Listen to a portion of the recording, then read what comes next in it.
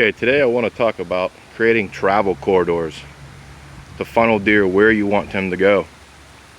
Now, you could see out there, I'll zoom in a little bit, we got a cornfield, and then this path goes back to a road, and then there's more agricultural things across the road: corn, hay, soybean, whatever.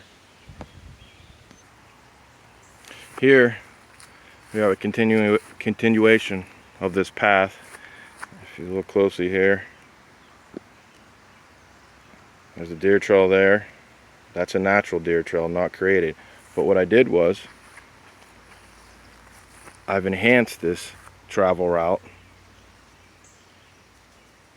and more deer started traveling it. What this leads to is a food plot, a small food plot.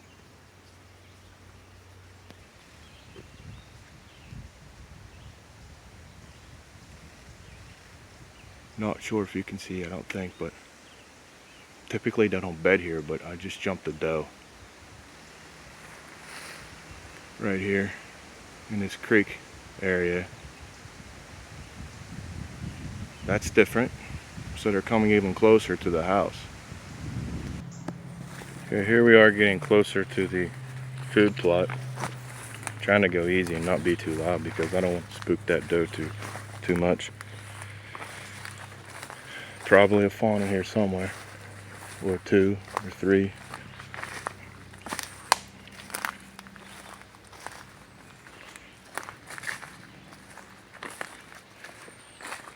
Moving along, there's a path up above there that I'll go to later, but you can see where the deer are coming down heavily.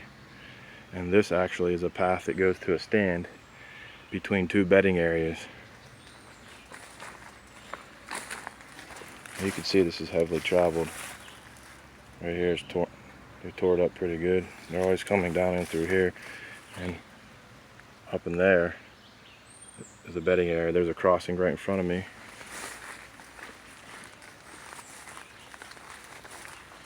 And then here's a creek crossing, and that's a food plot I have sprayed off, and I just limed it. There's another trail that traveled coming from bedding. It's up above here.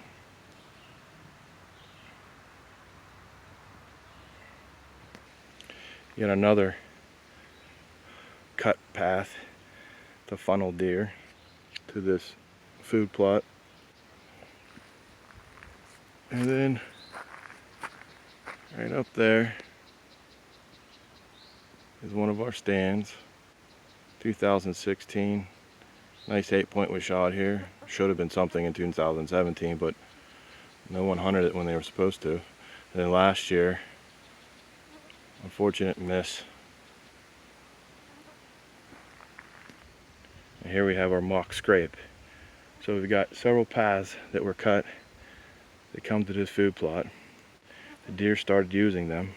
Some paths were already being used by deer, but by cutting it and keeping it open, it enhances the movement even more. We've got this mock scrape right near the stand. There's a stand up there. Right here, 2016, my dad had a buck come from that direction, walk right through here, right to the mock scrape, and he shot it right to the right of that tree. Last year, same thing, buck came, hit the mock scrape, came out of here, and he didn't put a good shot on it. Never recovered the deer. Now there's the creek crossing. And we're gonna walk back out and go to another path that circles an area that's about 4 acres, 5 acres. Now the total acreage here is 12.3 acres. And we've killed nearly a dozen bucks over the last decade and a half. Should have gotten more. But can see how the deer are using this, and I trim it as well, but we mow this path. This path circles the entire 5-6 acres here. It's all cover. And I've been thinning this cover, and I had a video earlier. And if you look closely there, you can see some of the cuts I made. Had to make travel corridors through the cover because it was just too thick, and I had to open up areas and make pockets for the deer to bed. It's a little bit thinner in some spots, but we've got all sort of bushes, crabapple, chestnut tree I planted a while ago, Japanese honeysuckle in here. We've got oaks. I mean, it's great. And you coming to another small food plot, this will open up. We've got several paths that lead to this.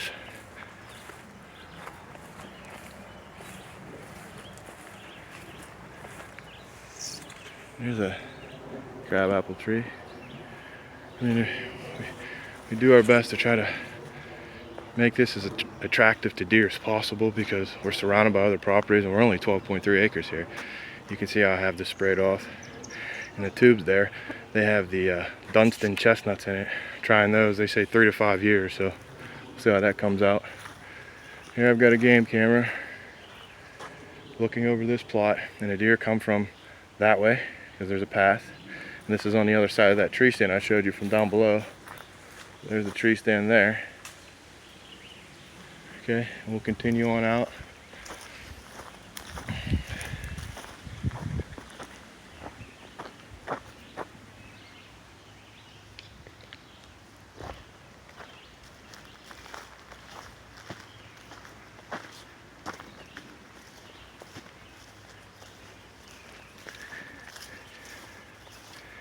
And we're going to come down to this bottom in a second. I'm going to pause this and then start over again once I get to the bottom.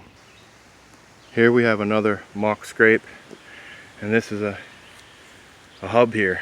We've got deer that come up from that bottom. There's thickets down there on the neighbor's property. It's a natural funnel. They feel secure. They come up from either side. There's actually a house over there about 100 yards, and they're used to those folks, so that actually keeps them in this corridor. And then further on out there is actually another house. So they're funneling right through here, but right down that bottom was really thick. Actually, the buck in 2016 ran there that my dad harvested. And here's our mock scrape. And there are a lot of trails that come through here. Right there's one. There's my blind. Can you see it? Try to brush it in. Hopefully it blends in pretty well. But last year I had a buck come here and I spooked it. It was in the blind. It's coming right down this path. Right where you see the bright sunlight, it stopped. When I turned, I was sitting on a bucket because I forgot my chair. And when I turned, there was a stick under the bucket and it cracked. He heard it, didn't run away. Just kind of looked at my blind, or in my direction, and walked away. And that was the end of that. Really nice 8-point. At least a 3-year-old, I'd say. Here we go down this path, and this continues out. When we get to the corner, I'll talk more about that. Here we are at an opening that I cleared. I see a lot of weeds in there, goldenrod things, and I've got to get in here. I planted 2 apple trees, and you can see the fence around it here.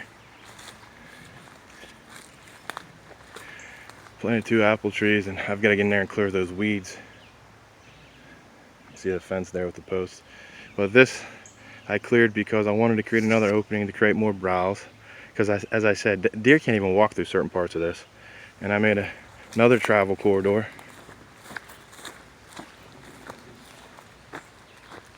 Right through there. It would be right at the end of the rake there. And you can see they're moving through it. Right here.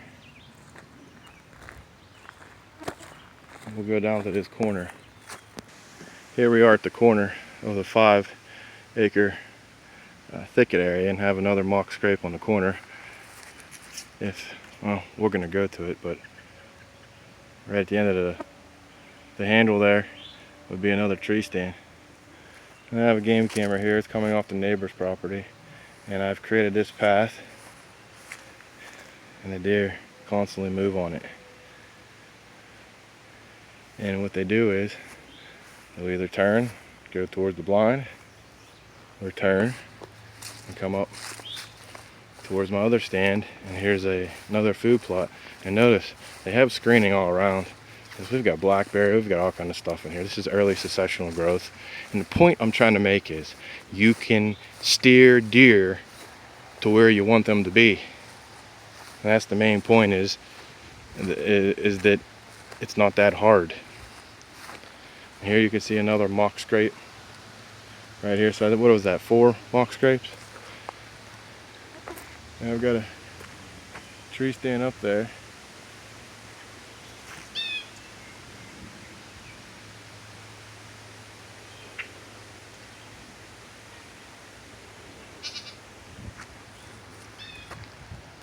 Got my game camera here, watching over this.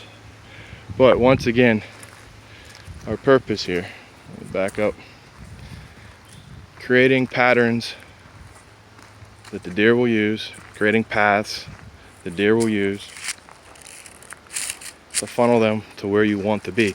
Now granted, some of these were already naturally occurring travel routes, but you further enhance it. Put food, create browse, create areas where deer will congregate, community areas like the mock scrape. So hopefully, I just installed this mock scrape. It was near where that game camera was. Hopefully they start to use this more, and we'll know in the fall when I get pictures of deer hitting the mock scrape. Developing patterns of use. Anyone can do it. I can help you do it. Contact me.